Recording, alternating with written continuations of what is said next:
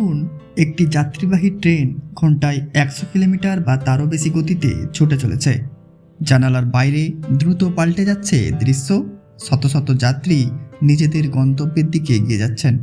আর ঠিক সেই মুহূর্তে যদি চালক ব্রেক ক্রস চেষ্টা করেন, কিন্তু ট্রেনের ব্রেক প্রত্যাশা মতো কাজ না করে, প্রথম প্রশ্নটাই হবে, তাহলে কি ট্রেন আর থামানো সম্ভব নয়?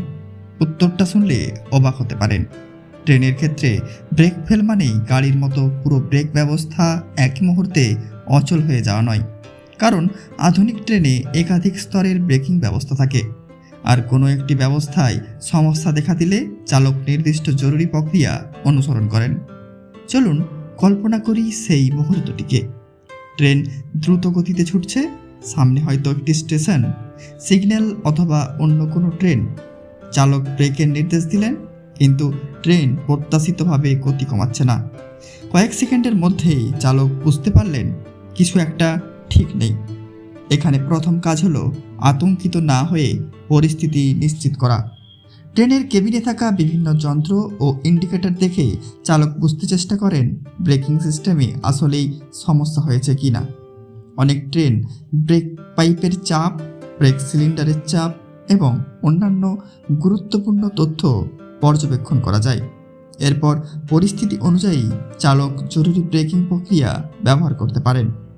ট্রেনের ব্রেকিং ব্যবস্থা সাধারণত এমনভাবে তৈরি করা হয় যে কোনো নির্দিষ্ট ত্রুটি ঘটলে ট্রেনকে নিরাপদ অবস্থায় নেয়ার সুযোগ থাকে।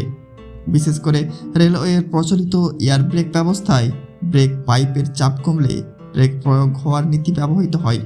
অর্থাৎ সিস্টেমের একটি গুরুত্বপূর্ণ অংশের ব্যর্থতা অনেক সময় ট্রেনকে দ্রুত থামানোর দিকেই নিয়ে যায়। তবে সমস্যা যদি ব্রেকিং ক্ষমতা কমিয়ে দেয়, তখন পরিস্থিতি অনেক বেশি জটিল হয়ে ওঠে। কারণ এটা ট্রেনকে থামানো আর একটি গাড়িকে থামানো এক বিষয় নয়। একটি গাড়ির ওজন কয়েক টন হতে পারে, কিন্তু একটি পূর্ণ যাত্রীবাহী ট্রেনের ওজন কয়েকশো থেকে কয়েক হাজার টন হতে পারে।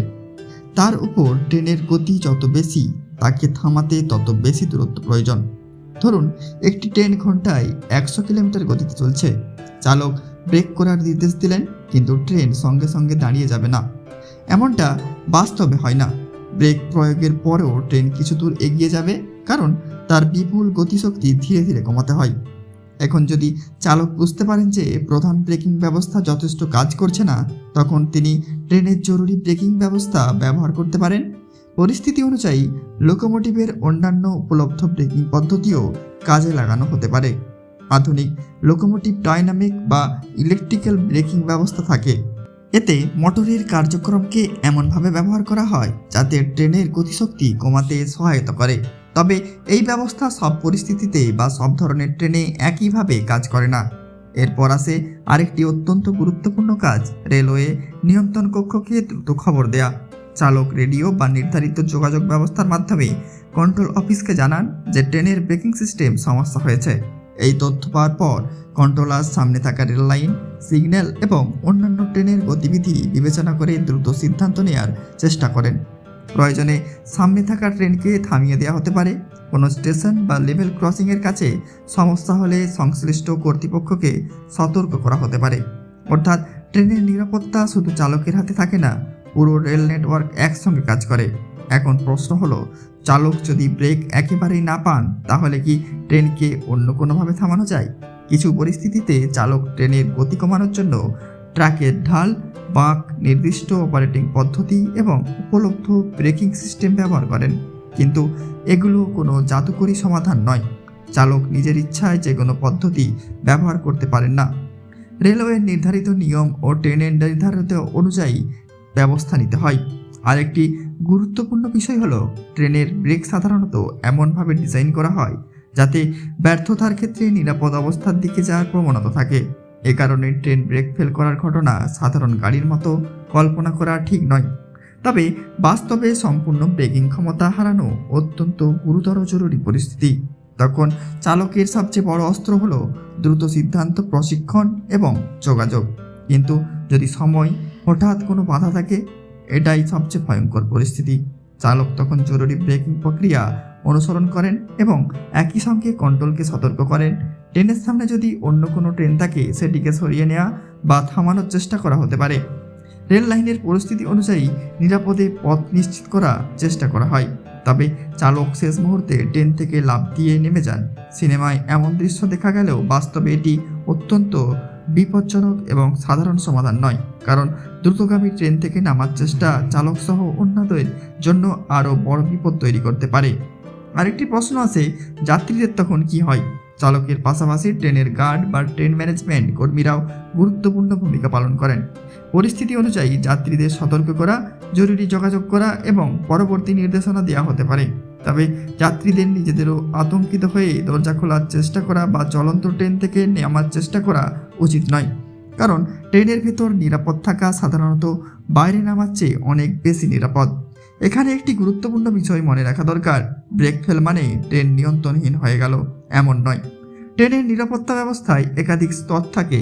প্রধান ব্রেকিং ব্যবস্থা, লোকোমোটিভের ব্রেকিং ব্যবস্থা, জরুরি ব্রেকিং ব্যবস্থা, সিগন্যালিং ব্যবস্থা এবং রেলওয়ে কন্ট্রোল সব মিলে একটি বড় নিরাপত্তা কাঠামো তৈরি করে। আর এই পুরো ব্যবস্থার কেন্দ্রে থাকেন চালক। একজন ট্রেন চালক শুধু ট্রেন চালানো শেখেন না, তাকে জরুরি পরিস্থিতি মোকাবিলা, সিগন্যাল পর্যবেক্ষণ, ব্রেকিং দূরত্ব বোঝা, যোগাযোগ ব্যবস্থা ব্যবহার এবং নির্দিষ্ট বিপদের সময় কী করতে হবে এসব বিষয়েও প্রশিক্ষণ দেওয়া হয়। কারণ রেলপথে কয়েক সেকেন্ডের সিদ্ধান্ত কখনো কখনো শত শত মানুষের জীবন বাঁচাতে পারে। ভাবুন, রাতের অন্ধকারে একটি ট্রেন ছুটে যাচ্ছে, সামনে কয়েক কিলোমিটার দূরে স্টেশন, হঠাৎ ব্রেকিং সিস্টেমে সমস্যা দেখা দিল, কেবিনে অ্যালার্ম বাজছে, চালক দ্রুত যন্ত্রপাতি পরীক্ষা করছেন, কন্ট্রোলকে খবর দেওয়া হয়েছে, সিগন্যাল পরিস্থিতি পর্যবেক্ষণ করা হচ্ছে, জরুরি ব্রেকিং পদ্ধতি কার্যকর করা হয়েছে। ট্রেনের গতি ধীরে ধীরে কমছে, কয়েক মুহূর্তে আগেও যে ট্রেনটি প্রচণ্ড গতিতে ছুটছিল সেটি অবশেষে নিরাপদ দূরত্বে থেমে গেল। যাত্রীরা হয়তো তখনও বুঝতে পারেননি কেবিনের ভেতরে কি ঠিক সিদ্ধান্তের মধ্যে দিয়ে তাদের নিরাপত্তা নিশ্চিত করা হয়েছে। এ কারণে রেলপথের নিরাপত্তা কেবল প্রযুক্তির গল্প নয়, এটি মানুষের প্রশিক্ষণ, নিয়ম, যোগাযোগ এবং অসংখ্য নিরাপত্তা ব্যবস্থার সম্মিলিত ফল। তবে সবশেষে একটি বিষয় পরিষ্কার, ট্রেনের ব্রেক ফেল হলে চালকের হাতে কোনো একক ম্যাজিক ব্রেক থাকে না।